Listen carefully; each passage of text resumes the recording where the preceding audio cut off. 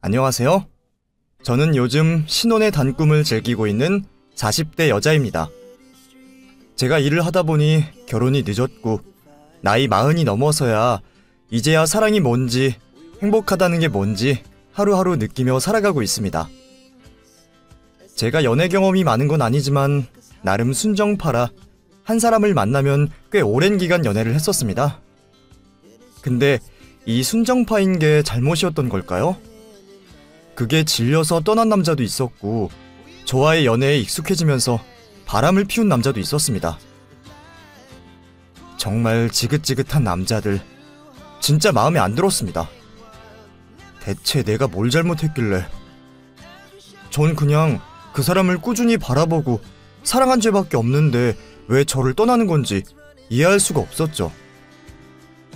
너무 사랑하는 쪽이 약자가 된다는 말을 저는 살아오면서 뼈저리게 느꼈습니다. 하지만 사람 본성이라는 게 있다 보니 잘 고쳐지지 않아서 저는 한번 사랑에 빠지면 그 사람에게 모든 걸 다 내어주게 됐습니다. 지금이야 몇 번 데이고 나서 그 버릇을 좀 고쳤지만 그때는 남자에게 간이고 쓸개고 다 내어주었죠. 솔직히 저희 집이 잘 사는 것도 아니고 굳이 따지자면 가난한 편이거든요. 지금이야 젊은 사람들이 창업도 많이 하지만 그때는 달랐어요. 제가 어릴 때부터 저희 부모님은 동네에서 작은 치킨집을 운영하셨는데요. 아빠는 배달을 하고 엄마는 닭을 튀기면서 저희 3남매를 먹여 살리셨습니다.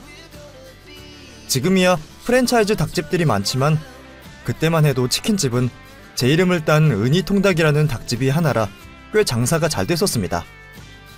시내에는 프랜차이즈 닭집이 몇 개 있었는데 저희 동네는 좀 외져서 그런지 사람들이 시내까지 잘 나가지도 않았고 동네에 상점들이 많진 않았지만 그래도 있을 건 다 있어서 굳이 시내까지 나갈 일도 없었죠.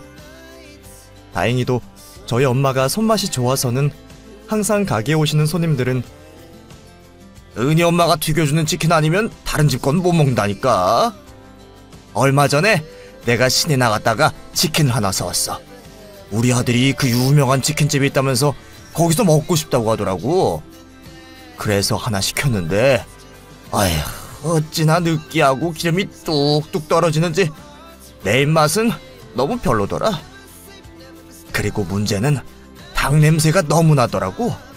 밑간을 아예 안 한 건지 닭에서 아무 맛도 안 나더라고. 그걸 먹으니까 은희 엄마네 통닭이 얼마나 맛있는지 알겠어.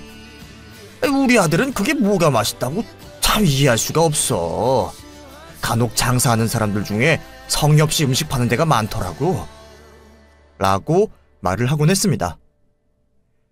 그도 그럴 것이 저희 엄마 정말 음식에 진심이었습니다. 왜 요즘 식당에서 사장님들이 내세우는 문구 중에 하나가 내 가족이 먹는다는 생각으로 음식을 만들겠습니다 라는 슬로건을 많이 걸잖아요? 저희 엄마는 없는 살림에 빚까지 져가며 오픈한 가게라 그런지 정말 손님들이 먹다 남긴 걸 저희가 반찬으로 먹기도 했고 그날 소진하지 못하는 닭이 있으면 전부 밤에 튀겨서 다음날 학교에 가서 친구들이랑 나눠 먹어도 될 정도로 음식에 최선을 다했습니다. 항상 저희 엄마는 치킨에 밑간을 하면서도 여기가 아프다 저기가 아프다 쑤시네 저리네 라는 말을 많이 했었는데 그럴 때마다 제가 엄마 그럼 좀 쉬었다가 해. 어차피 사람들은 아무도 몰라. 엄마가 이렇게 고생해서 만드나 아니면 시내 치킨집들처럼 대충 닭만 갖다가 튀겨도 티도 안 나. 그 사람들 봐. 브랜드 치킨집 하면서 TV도 나오고 유명세는 다 타고 사람들이 줄 서서 먹잖아. 근데 엄마는 동네에서 그냥 작은 치킨집 하나 하면서 왜 그렇게 진심으로 장사하는 건데? 라고 묻곤 했었죠. 그럴 때마다 엄마는 제게 내가 못 먹는 걸 손님들한테 어떻게 먹이겠어. 그래도 이렇게 꾸준히 하다 보면 언젠간 사람들이 알아주겠지. 그리고 음식으로 장난치는 거 아니야. 나중에 벌 받는다 벌 받아. 진심으로 장사하다 보면 그래도 문은 안 닫겠지. 엄마랑 아빠는 이 치킨집이 전부라서 평생 이걸로 먹고 살아야 돼. 라고 하셨습니다. 그때 제 나이가 17살, 고등학교 1학년 때였는데 그땐 너무 철이 없어서 엄마 아빠가 힘들게 번 돈을 금고에 넣어두면 그걸 제가 꺼내서 남자친구한테 선물을 사주기도 하고 친구들에게 밥을 사면서 잘난 척을 하기도 했죠. 처음엔 1,000원, 10,000원이었는데 시간이 갈수록 점점 돈 욕심이 생겼는지 어떤 날은 간도 크게 3만원, 5만원씩 가져갈 때도 있었습니다. 엄마 아빠는 가게 문을 닫고 집에 돌아와서 정산을 하면서 여보, 근데 이상하네. 왜 돈이 자꾸 안 맞지? 당신이 뭐 잘못 계산한 거 아니야? 아니면 배달하다가 흘렀나? 이상해.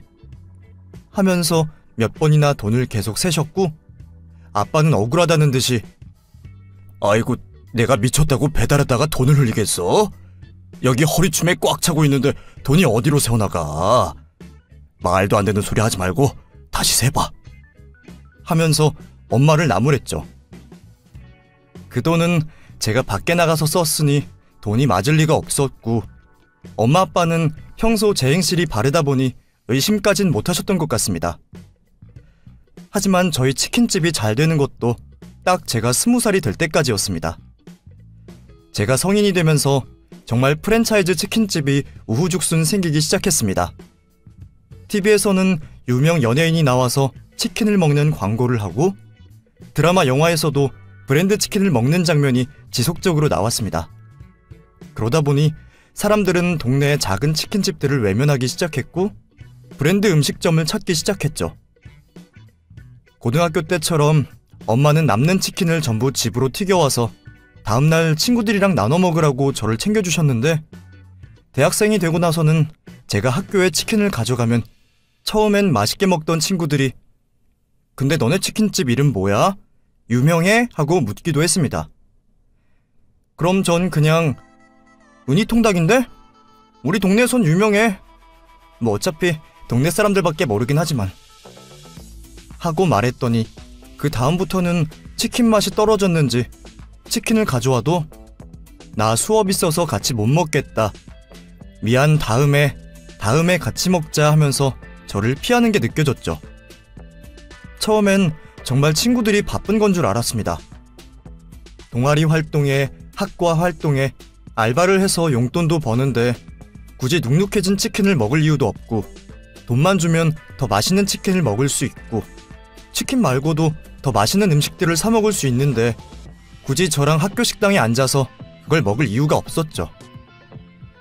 그렇게 저는 점점 친구들과 멀어졌고 저 혼자 점심시간을 보내는 일이 많아졌습니다. 알바를 해서 돈을 벌어도 친구를 안 만나니 돈을 쓸 일이 없었고 결국 제가 결심한 건 제가 어릴 때 부모님 돈에 손을 댄 것도 있으니 그냥 제 알바비를 모아서 부모님을 드리는 게 낫겠다라는 생각을 하게 됐습니다. 솔직히 훔친 돈이지만 빚이라면 빚이고 제가 지금 당장 큰 돈을 벌 수 있는 건 아니지만 그래도 부모님이 저를 키워주셨으니 이 정도는 용돈처럼 드릴 수 있다고 생각했거든요. 하지만 제가 버는 돈은 정말 적었어요. 많이도 아니고 한 달에 10만 원 정도를 부모님께 드렸는데 부모님이 처음에 제가 돈을 내밀자 정말 놀라면서 네가 돈이 어디서 나서 이걸 나한테 주는 거야? 하고 깜짝 놀라 묻더라고요. 말했잖아, 나 알바한다고. 많이는 아니고 그냥 살림에 보태라고 주는 거야. 어차피 동생들 아직 학생이라 돈도 많이 들잖아. 요즘 장사도 잘 안 된다며. 그냥 내가 큰딸이니까 효도하는 거라고 생각하고 받아. 나도 언제까지 할 수 있을진 몰라. 근데 할 수 있을 때까진 해볼게. 모으다 보면 그래도 둘째 등록금 정도는 될 수 있지 않을까? 하고 말했더니 엄마가 저를 끌어안고 펑펑 울더라고요. 우리 딸 다 컸어. 우리 딸이 너무 잘 컸어. 고마워. 엄마가 정말 고마워. 이 돈 엄마가 안 쓰고 모아둬서 나중에 우리 딸 결혼할 때 줄게. 이 돈을 아까워서 어떡했어. 고마워. 정말 고마워. 하면서 너무 좋아하는 모습을 아직도 잊을 수가 없습니다. 그런 모습을 보니 저는 돈 버는 재미가 이런 거구나 싶어서 알바를 더 열심히 일을 했습니다. 그리고 성인이다 보니 간간히 연애도 했는데 솔직히 집안 사정이 어려운 걸 알다 보니까 예전처럼 남자에게 돈을 잘 쓰지도 못하겠고 데이트할 때 드는 비용도 아깝다는 생각이 들더라고요. 그래도 같은 학생인 친구를 만나다 보니 데이트 비용을 서로 아끼게 됐고 마음으로만 사랑을 할 수 있게 됐습니다. 그 친구랑은 같은 호프집에서 일을 하며 친해진 친구였는데 항상 제가 무거운 걸 들거나 곤란한 일이 생기면 먼저 나타나서 제가 도와드릴까요? 힘든 거 있으면 얘기하세요. 하고 말을 걸어주는 사람이었습니다. 엄마가 치킨집을 하다 보니 항상 제 몸에선 기름 냄새가 났는데도 제 옆에 오면 오늘 향수 뭐 썼어요? 냄새가 너무 좋다. 향수 냄새가 아니라 샴푸 냄새인가? 은희 씨는 항상 좋은 냄새가 나요. 하면서 제게 달콤한 말들을 해주기도 했죠. 그렇게 그 사람과 3년 정도 연애를 했습니다.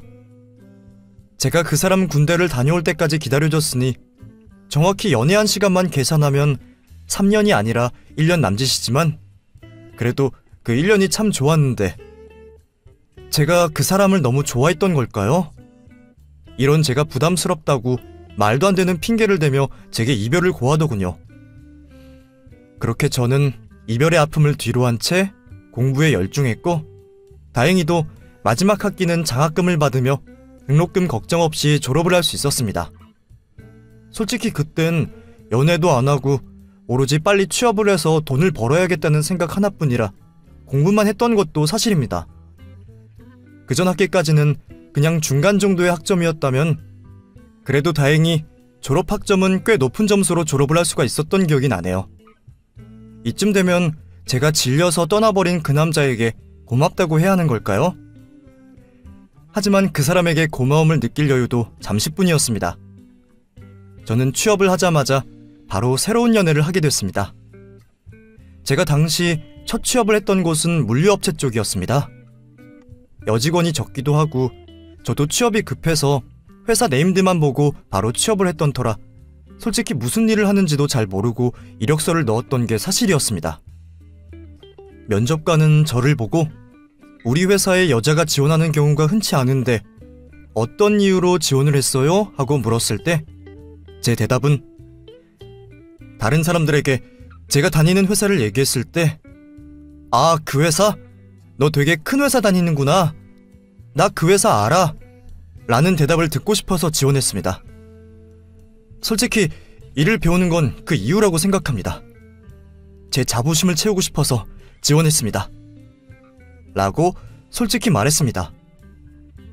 그런 제 모습이 마음에 드셨는지 저는 60여 명의 신입사원 중 유일한 여자 사원으로 입사를 하게 됐고 영업팀에 배정을 받아 일을 시작하게 됐습니다. 저희 영업팀은 저 빼고 남자가 5명이었습니다. 제 사수 선배도 당연히 남자였죠. 선배랑 조금 가까워지면서 전 재밌는 얘기를 들었습니다. 너 그거 알아? 우리 회사에서 6개월 이상 다닌 직원은 네가 처음인 거. 내가 지금 입사 3년 차인데 그 사이도 몇 번 신입이 들어왔었거든. 그것도 우리 부서에. 근데 6개월이 뭐야. 한 달 만에 다 나갔어. 저 차장 새끼 때문에. 근데 넌 어떻게 잘 버틴다? 깡따구가 장난이 아닌데? 저 차장이 완전 변태인데 남자인 내가 봐도 심하다고 느꼈거든. 근데 넌 멘탈이 센가 봐. 그때 술자리에서도 깜짝 놀랐어. 차장이 네 손 잡으려고 했더니 바로 그 자리에서 빽하고 소리 지르던데? 저 차장이 이 회사 대표 사촌이라서 아무도 말 못하는데 그래서 여직원들도 몇 명이나 사내 변호사랑 상담하고 건의했는데도 절대 안 잘리잖아. 근데 너는 꾸역꾸역 버티더라. 대단해. 진짜 뭘 해도 되겠다. 하면서 저를 좋게 봐줬죠. 사실 저도 정말 무서웠습니다. 입사하고 첫 회식 때부터 제 허벅지에 손을 올렸고 장난이라면서 제 엉덩이를 툭툭 쳤던 그 차장을 잊을 수가 없거든요. 처음엔 저도 실수겠지, 술에 취해서겠지라고 생각했는데 두 번째 회식 때도 탕비실에서도 자꾸 더듬더듬거리니 너무 화가 나더라고요. 그래서 저도 홧김에 차장님, 왜 자꾸 엉덩이 만지세요? 여기 있는 사람들이 다 보고 있는데도 제 엉덩이를 만지고 싶으세요? 하면서 소리를 질렀고 차장이라는 사람은 무슨 소리야 은희씨, 왜 사람을 변태로 몰아? 이거 남자만 너무 가해자 되는 거 아니야? 하면서 오히려 저를 예민한 사람 취급하더라고요. 저도 화가 나서 그럼 바로 CCTV 확인해보죠. 자신 있으신가 봐요?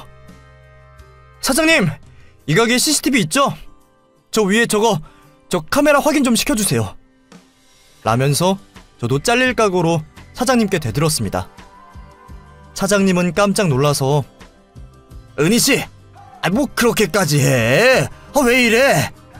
사람이 극단적이네. 진정 좀 해봐. 내가 잘못했어. 응? 말실수해서 그런 거지? 라면서 상황을 모면하려고 하더라고요. 그 이후로 차장님은 제 근처에도 오지 않았고 남자 직원들은 저를 보면서 대단한 여자가 들어왔어, 아주 대단해하면서 박수를 쳐줬죠. 그런 당돌한 제 모습에 호감을 느낀 남자 직원들이 많았는지 그 사건 이후 제게 대시하는 사람이 엄청 늘었습니다.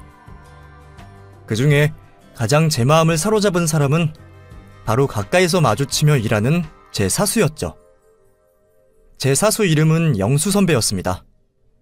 이름처럼 얼굴도 순하고 착한 사람이었고 제가 하는 일이라면 항상 응원해주는 사람이었는데 그날 차장님의 성추행에 반응하는 저를 보고 완전 반했다고 하더라고요. 그 뒤로 그 남자는 제게 적극적으로 대시했고 같이 있는 시간이 많아지다 보니 자연스럽게 연인이 될 수 있었죠. 그렇게 그 사람과 5년 정도 연애를 했습니다. 영수 선배는 진중하고 과묵한 스타일이라 솔직히 연애 기간 내내 설레거나 짜릿했던 적은 별로 없었어요. 하지만 보면 볼수록 사람이 진국이라는 느낌이 들 때가 많아서 오래 만날수록 더 빠져드는 사람이었어요. 그 전에 제가 만나던 남자친구들이 애송이라면 영수 선배는 책임감 강한 어른 남자였죠. 그러니 만난 지 얼마 된 것 같지도 않은데 벌써 5년이라는 시간이 흘렀고 그동안 제가 했던 연애 중에 가장 긴 연애였어요. 같은 회사를 다니다 보니 결국 회사 사람들도 저희 둘의 연애를 전부 알게 되었답니다. 하루는 제 입사 동기가 저에게 물어보더라고요. 너 영수 선배랑 결혼 언제 할 거야? 벌써 5년이나 만났잖아. 결혼 정년기는 다 지나가는데 왜 너만 결혼 안 해? 언제까지 남의 결혼식 축하만 할래? 여지껏 네가 낸 축의금 아깝지도 않아?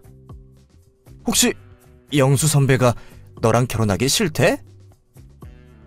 그때가 저희 부서 남자 직원이 결혼한다고 청첩장 돌리던 때라서 자연스럽게 영수 선배랑 제 이야기가 나왔죠.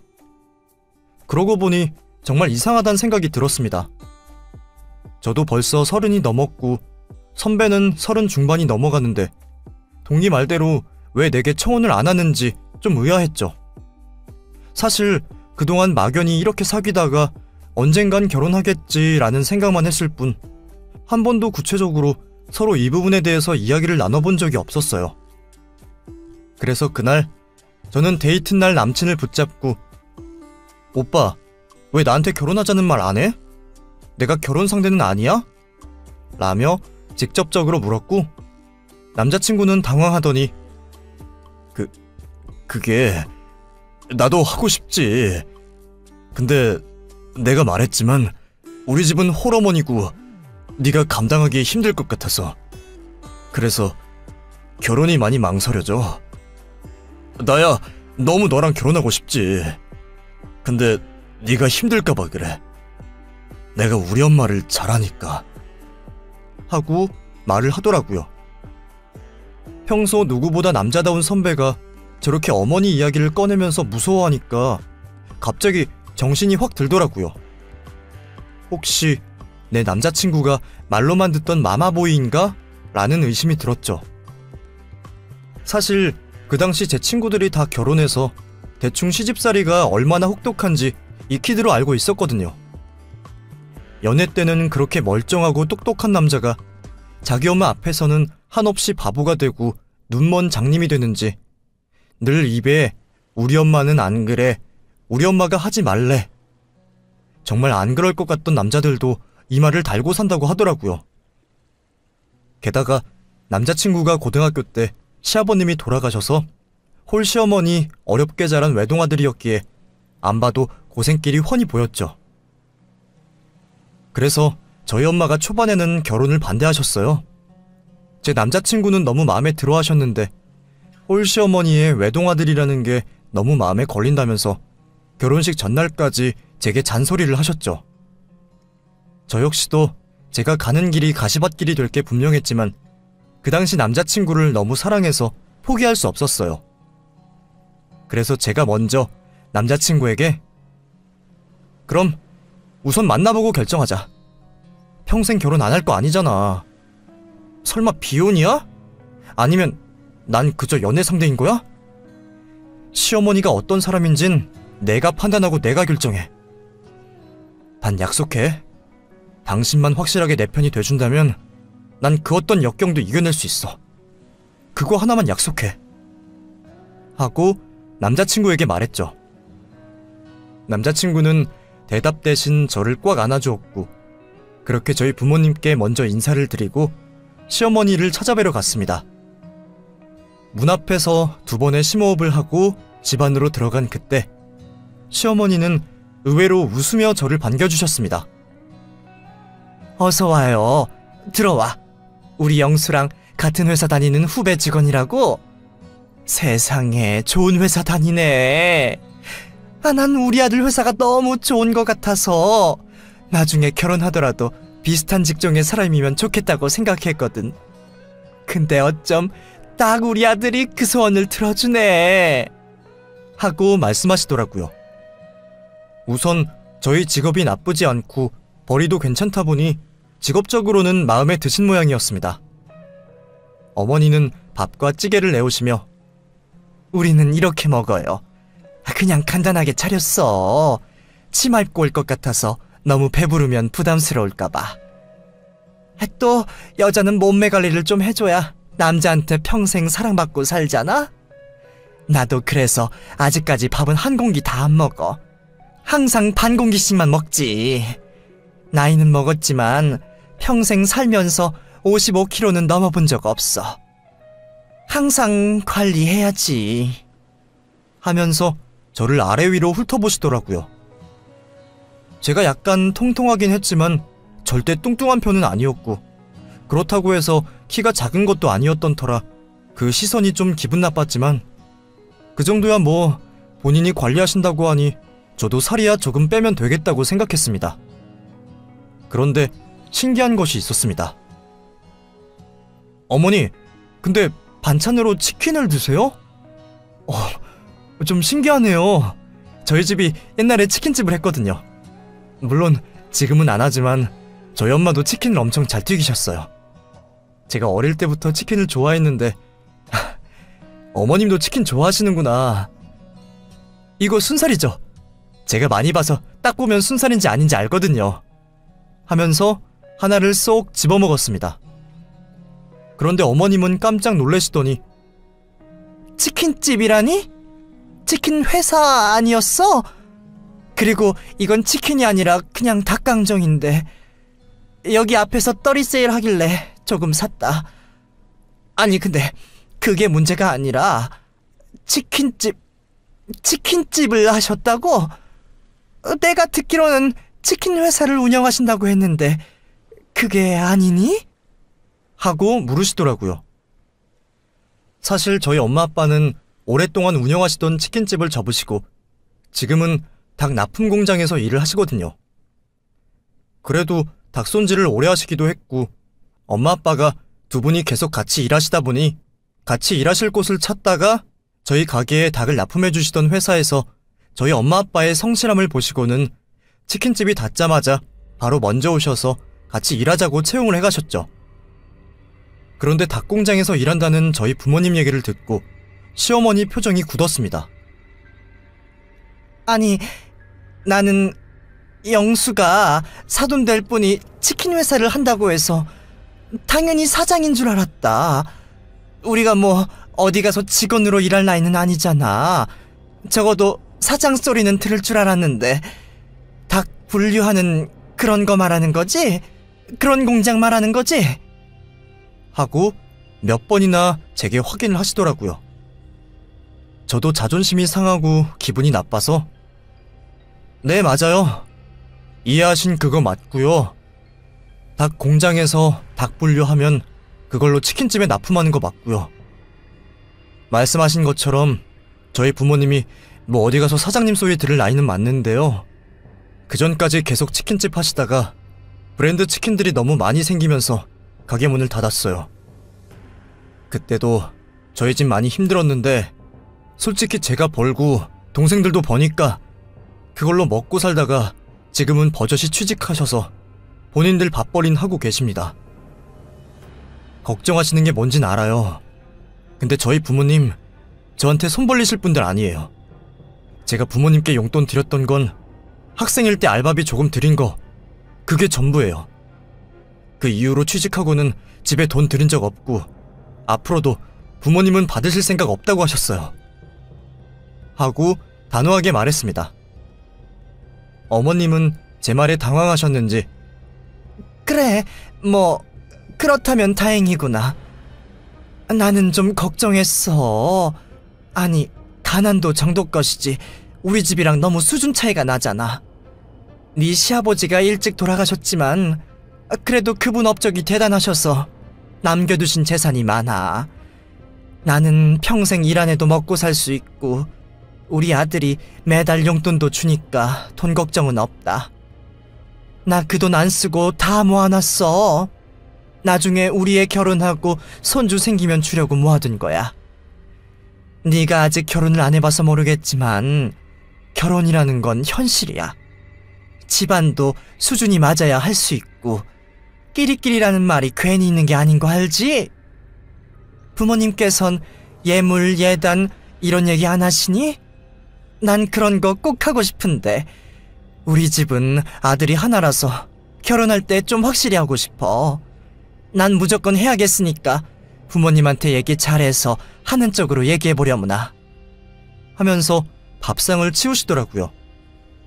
전 밥도 다 안 먹었는데 말이죠. 남친은 아무 말도 못하고 고개를 푹 숙였고 저희는 커피 한 잔 못 마시고 밖으로 쫓겨나듯 나왔습니다. 남자친구는 제 손을 잡고선 내가 말했지? 내가 왜 결혼을 망설였는지. 사실 전에 만났던 여자 엄마 때문에 헤어졌어. 내가 많이 좋아했는데 그 여자가 도저히 우리 엄마를 마주보며 살 자신이 없다고 하더라. 그래서 그동안 너한테 청혼 안 한 거야.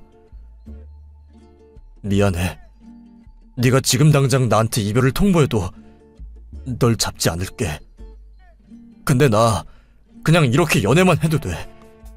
너만 괜찮으면 우리 그냥 연애만 하자. 라고 하더군요. 솔직하게 고백하는 남자친구의 모습을 보니 괜히 오기가 생기더라고요. 아니, 우리 둘이 사랑하는데 게다가 서로 직업도 탄탄하고 결혼할 조건도 갖추었는데 이런 걸로 헤어지고 싶지 않았어요. 그래서 단호하게 말했죠. 싫은데 결혼할 거야. 어머님 귀여우신데 힘이 좀 들긴 하겠지만 그래도 충분히 내가 감당할 수 있을 것 같아. 하고 말했습니다. 솔직히 저렇게 돈 밝히는 사람 제가 한두 번 본 것도 아니고 그전에 이미 남자친구들을 사귀면서 부모님들도 만나봤던 터라 저희 집안에 만족하시는 분은 한 분도 안 계시다는 거 알고 있었습니다. 저희 집이 많이 부족하다는 것도 알고 있었고요. 물론 저렇게 면전에 대고 직접적으로 욕을 하시는 분은 처음이라 좀 당황했지만 저 나름대로 마음의 준비를 하면 그래도 버텨낼 수 있을 거라 생각했죠. 제가 일하는 회사가 물류업계 영업 관련 업무인데요. 그래서 여지껏 일하면서 온갖 갑질하는 진상거래처 사장님들 많이 상대해봤어요. 그러니 시어머니의 저런 행동은 저한테 애교 수준이었죠. 만약 제가 대학을 막 졸업한 20대 초중반이었다면 똑같은 상황에서 도망갔을지도 몰라요. 하지만 그동안 영업직으로 회사 생활하면서 갈고 닦은 말빨과 처세술이 있었기에 남자친구만 제 편이면 무서울 게 전혀 없었죠. 그래서 저를 만나기를 거부하시는 시어머니 댁에 얼굴에 철판 깔고 찾아가고 싫다고 하시는 분에게 계속 결혼하겠다고 통보했죠. 남자친구도 그런 제 모습이 좋았는지 의외로 시어머니 편이 아닌 제 편을 들어주더라고요.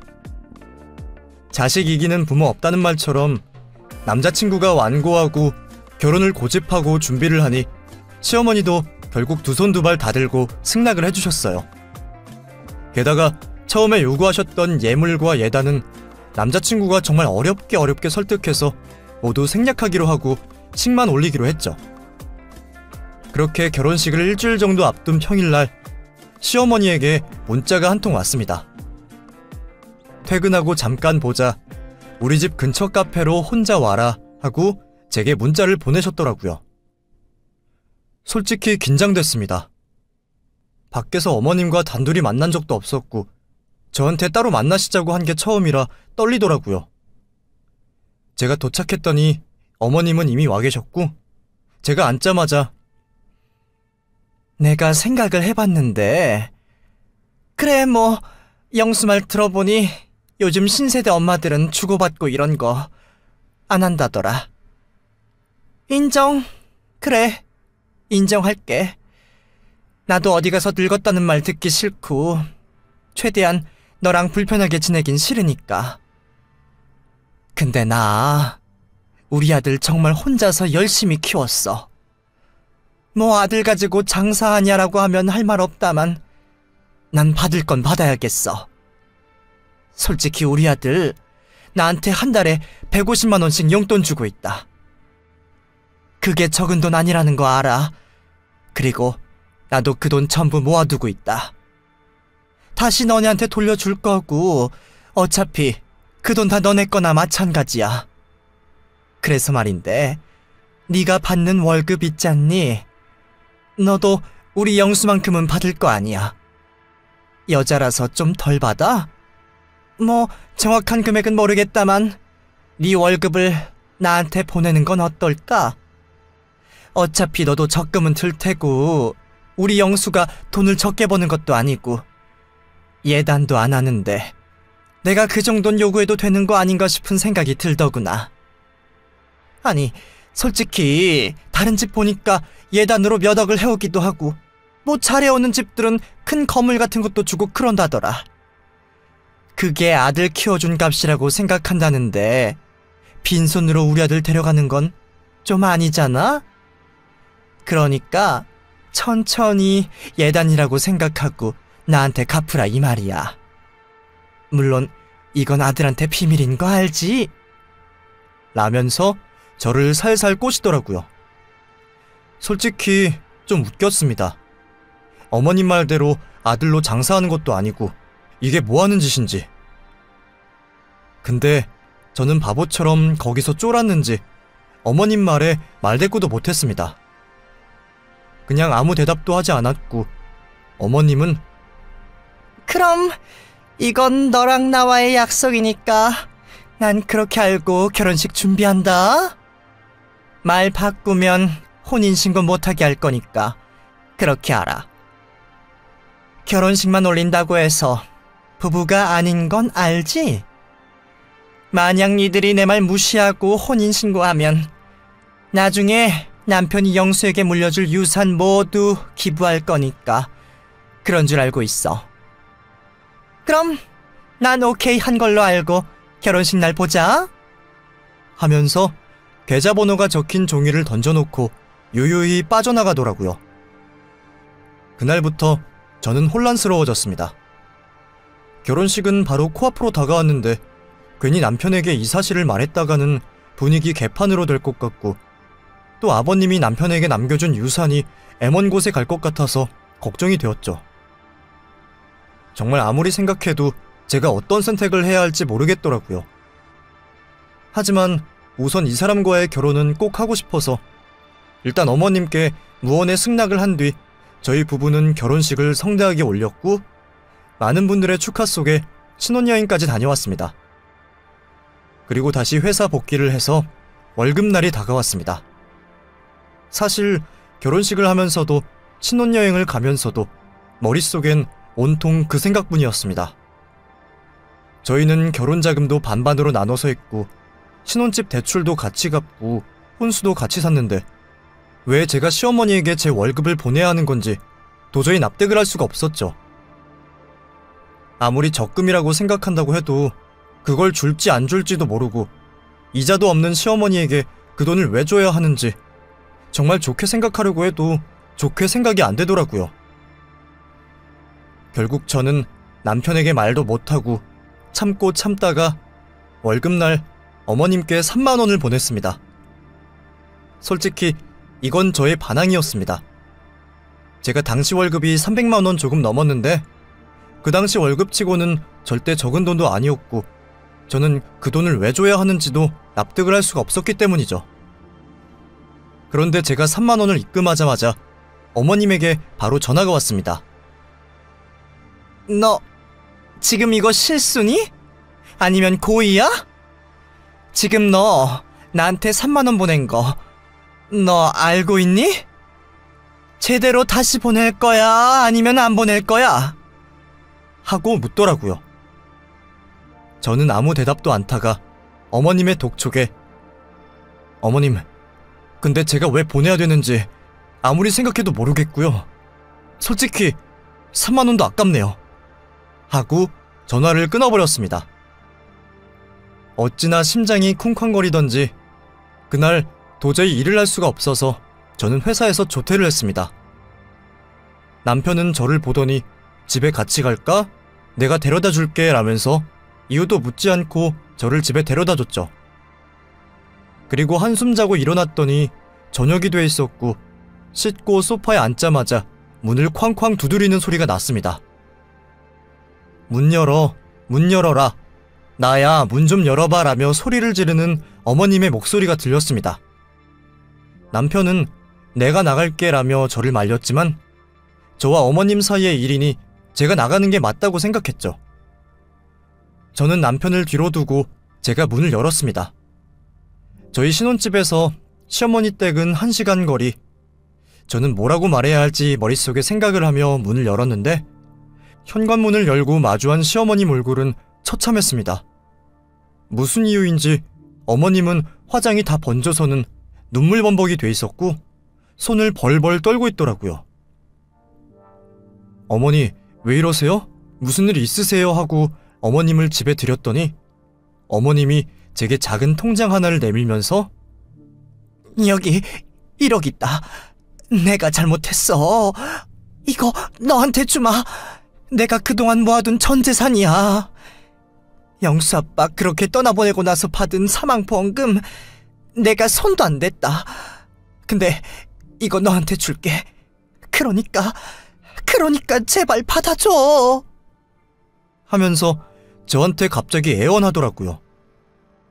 전 너무 당황스러웠고 어떻게 해야 될지 몰라서 우선 그 통장을 받아들었습니다.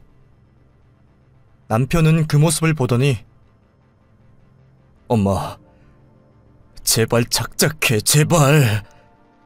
진짜 우리 이렇게 살지 말자. 가족이라고는 이제 엄마랑 나 둘뿐이야. 솔직히 욕심낼 것도 없고 이제 난 결혼까지 했는데 엄마가 나 키우느라 필요한 돈은 내가 성인이 된 이후부터 단 한 푼도 들어간 게 없잖아.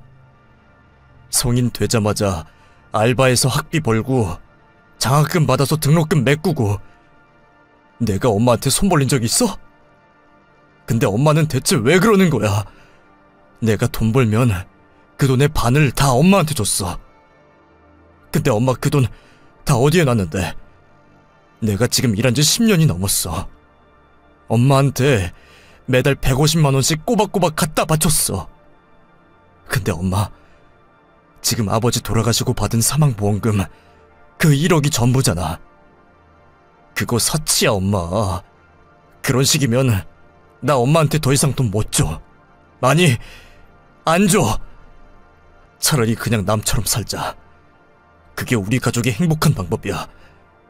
그러니까 제발 우리 좀 놔줘. 제발 나 엄마라는 부담 없이 그냥 좀 편하게 살 수 있게 나 좀 놔줘. 내가 일방적이라고 생각할 수도 있겠지만 이게 내 최선이야. 난 그동안 엄마한테 정말 최선을 다했어. 그러니까 나가. 라면서 어머님을 밀쳐내더라고요. 그런 단호한 남편의 모습을 처음 봤습니다. 평소 술에 물 탄 듯 물에 술 탄 듯한 남편이 저렇게 단호하게 얘기하는 모습 정말 믿음직스러웠죠. 그렇게 어머님을 쫓아내고 나서 남편은 저를 앉혀놓고 미안하다고 또 미안하다고 몇 번이나 사과했습니다. 그리고선 제게 부탁하더군요.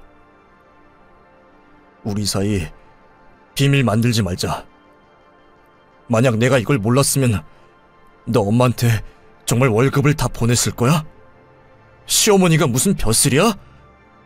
네 얼굴 보면 다 티나.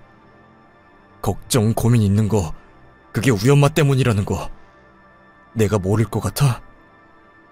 너처럼 밝은 애가 고민이 뭐가 있겠어. 그러니까 제발 이런 일이 있으면 나한테도 말해줘. 네가 말 안 하면 나 평생 엄마 의심하고 계속 뒷조사하면서 살아야 돼. 라고 말하는 겁니다. 알고 보니 남편은 어머님이 제게 말도 안 되는 요구를 했다는 사실을 이미 알고 있었습니다. 우연히 어머님 핸드폰을 확인하다가 결혼식 일주일 전에 저를 단둘이 만난 사실을 알게 되었고, 어머님을 살살 꼬셔서 제게 요구한 것을 직접 들었다고 하더라고요. 처음에는 알면서도 참고 참다가 결국 어머님의 행동에 폭발해서 이런 식으로 저를 대하면 10년 동안 150만 원씩 줬던 돈을 전부 갚아내라고 협박을 했다더라고요. 그리고 당연히 앞으로도 단돈 10원도 줄 수 없다고 어머님께 얘기했더라고요. 그 말을 들으니 어머님이 왜 저희 집까지 찾아와서 갑자기 통장을 내밀었는지 그제야 모든 것들이 이해가 되기 시작했습니다. 남편이 용돈을 끊는다는 게 그 무엇보다 무서웠던 어머님은 자신이 갖고 있는 전 재산을 다 털어서라도 앞으로 받을 돈이 더 많기 때문에 갑자기 태도가 변해서 저희 집까지 찾아와서 그날리를 떨었던 거죠. 1억이 든 통장을 건네주면 남편의 노여움이 사라질 줄 잘못 생각하고 계셨던 거죠. 참, 이렇게 적고 나니 돈이 뭔가 싶은데 그래도 그날 이후로 어머님이 많이 바뀌었습니다. 남편이 어떻게 구워 삶았는지 모르겠지만 어머님은 아버님이 돌아가시고 난 뒤로 계속 전업주부로 살면서 남편이 주는 돈만 받고 살다가 그날 일 이후로는 식당에 나가서 서빙 알바를 시작하셨더라고요. 되게 돈이 많고 부자인 것처럼 제 앞에서 그렇게 저희 집을 무시하시더니 막상 까보니 속빈 강정이더라고요. 아버님이 남겨주신 유산이라는 게 기껏해야 사망보험금 1억이 전부였는데 그걸 가지고 그동안 우리 집을 알게 모르게 무시하셨던 거였어요. 지금 살고 계시는 아파트는 남편이 예전에 대출을 받아서 전세로 구해줬다고 하더라고요. 하도 제 앞에서 잘 사는 척을 해서 당연히 현재 사시는 아파트가 본인 소유라고 알고 있었는데 그게 아니었던 거죠. 사실 자세한 이야기를 하면 조금 복잡한데 원래 아버님이 남겨주신 34평짜리 아파트가 있었는데 어머님이 투자를 잘못해서 다 날렸다고 해요. 남편은 그때 당시 화가 나긴 했지만 어머님이 본인 대학 등록금 마련을 위해서 무리한 투자를 했다는 것을 알고 화를 내기보다는 안타깝게 생각했죠. 그러다가 이번에 결혼하고 나서 제게 말도 안 되는 요구를 하는 모습을 보고 완전 정이 떨어진 거였어요. 솔직히 한 달 월급의 반 정도 되는 돈을 부모님께 용돈으로 드리는 경우가 별로 없잖아요. 매달 30만 원도 안 주는 자식들이 수두룩한데 시어머님은 그 큰 돈을 받으면서도 만족하지 못하고 며느리한테 따로 300만 원의 월급까지 더 요구를 하니 남편이 그 모습을 보고 크게 실망을 했다고 하더라고요. 게다가 과거에 한 번 진지하게 사귀던 여자를 시어머니 때문에 헤어진 적이 있어서 2번 다시 이런 짓 하면 엄마 얼굴 다시는 안 본다고 엄포를 놓고 있었는데 돈에 눈이 멀어 제게 말도 안 되는 요구를 또 했던 거죠. 정말 남편이 단단히 화가 났는지 그 사건 이후 어머님께 일절 용돈을 보내주지 않았어요. 저희 어머니 생신이 추석 즈음인데 그때 연락도 하지 않고 명절 당일날에도 찾아가지 않으니 많이 섭섭하셨을 거예요. 무튼 그렇게 연락도 안 하고 매달 드리는 용돈도 끊으니 어머님은 어쩔 수 없이 일을 시작하셔서 지금은 직접 일해서 생활비를 마련하십니다. 그 후 저 모르게 남편이 따로 시어머니를 만났는지 어느 날은 시댁에서 반찬을 한아름 싸가지고 오더라고요. 시어머니랑 무슨 이야기를 했는지 그간 어색했던 분위기는 잘 풀었는지가 궁금해서 남편에게 몇 번이나 물어봤는데 곧 죽어도 자세하게 이야기를 해주지 않더라고요. 그저 앞으로 어머니가 저에게 직접적인 연락은 하지 않을 거라면서 혹시라도 전화 오면 무조건 자기한테 먼저 이야기하라고 말을 하더라고요. 그러니 시어머니를 어떻게 구워 삶았는지는 더 궁금해지더라고요. 제 월급 전부를 요구한 이후 지금까지 시어머니랑 따로 연락을 한 적은 없어요.